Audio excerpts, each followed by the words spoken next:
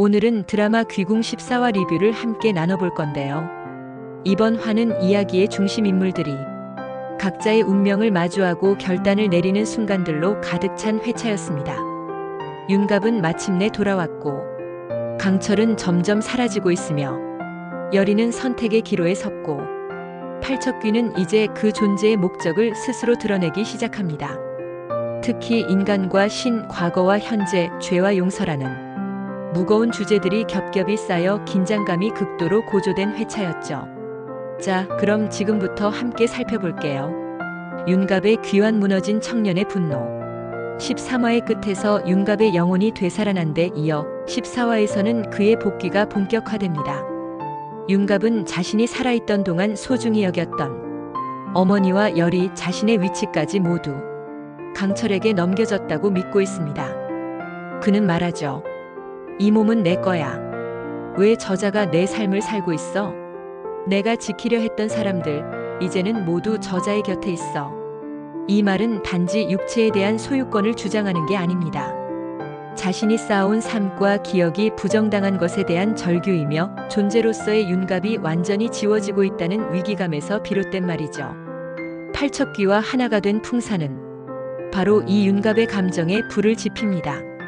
강철에 대한 열등감, 여리의 사랑을 잃은 상실감, 왕실로부터의 외면까지 모든 감정을 자극하며 윤갑을 완전히 자기 편으로 끌어들이려 합니다. 이제 윤갑은 단순히 강철의 대척점이 아니라 스스로의 선택으로 어둠을 받아들이고 자신의 고통을 누군가에게 돌리려는 인물로 변화해갑니다. 팔척귀의 의도, 과거를 응징하는 존재. 이번 화에서는 팔척귀의 행보가 더욱 구체적으로 그려집니다. 그는 강철, 윤갑, 여리, 왕실 모두를 향해 적의를 품고 움직이기 시작하죠. 그 중심에는 100년 전의 진실이 있습니다. 연종대왕은 도성이 함락되던 날 살아남기 위해 천금위가 제안한 용담골로 피신했지만 결국 그곳조차 버리고 도망칩니다. 백성을 버린 왕의 선택, 그리고 그 선택으로 인해 죽어간 수많은 사람들.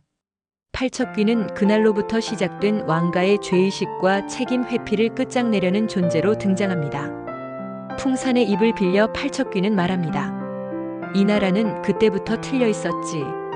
이 말은 지금까지의 이야기를 되짚어보게 만듭니다.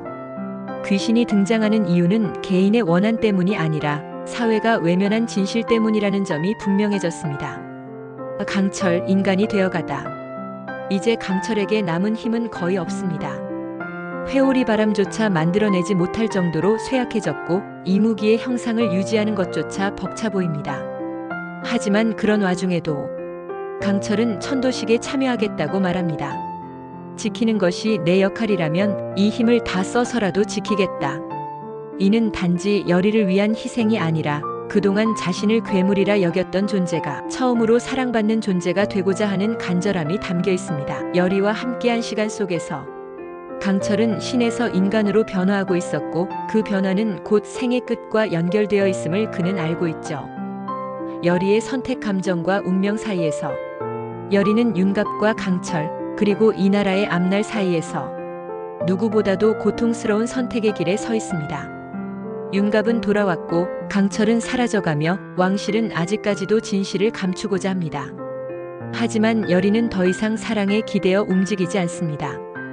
그녀는 말합니다. 이건 나의 사명이에요. 지금 여기서 끝내야 다음 세대가 편히 살 수 있어요. 이 말은 여리가 더 이상 사랑받는 사람이 아니라 세상을 바꾸는 사람이 되겠다는 선언입니다. 그녀는 몸주신으로서의 숙명을 받아들이고 팔척귀를 천도하는 의식을 주도하려 합니다. 이정의 결단 책임을 짊어진 왕 이정 역시 이번 화에서 큰 결정을 내립니다. 그는 왕가의 과거를 감추는 대신 팔척귀의 존재를 인정하고 천도식을 공적으로 치르기로 합니다. 지금 내가 외면하면 또 다른 백성이 죽는다. 왕으로서 내 죄도 함께 보내겠다. 이는 이정이 정치적인 왕이 아닌 책임지는 왕으로 성장했음을 보여주는 장면이죠. 팔척귀는 이정에게도 말합니다. 넌 아비와 다를까? 이 질문에 이정은 다르다고 말하는 대신 행동으로 그 차이를 증명하려 합니다. 풀리지 않은 진실, 강철의 승천을 막은 아기의 정체. 팔척귀의 과거에서 반복적으로 등장했던 한 존재. 바로 천구미가 마지막까지 지키려 했던 아기입니다.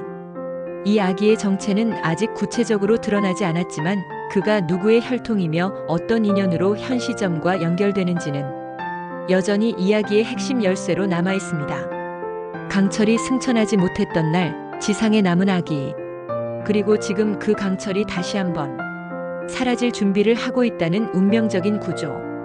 이 두 축이 이어지는 순간 팔척귀의 복수는 진정한 완결을 맞이할 겁니다. 남은 2화 모든 선택이 다가온다. 14화는 인물들의 감정, 서사, 역사적 무게감까지 모두 전면에 부각된 회차였습니다. 윤갑은 복귀했고 강철은 소멸 직전이며 여리는 이제 사랑과 사명 사이에서 마지막 선택을 앞두고 있습니다. 팔척귀는 더 이상 막연한 공포의 대상이 아니라 무책임한 역사가 만들어낸 존재이며 그를 보내는 것은 모두가 짊어져야 할 과제이기도 하죠.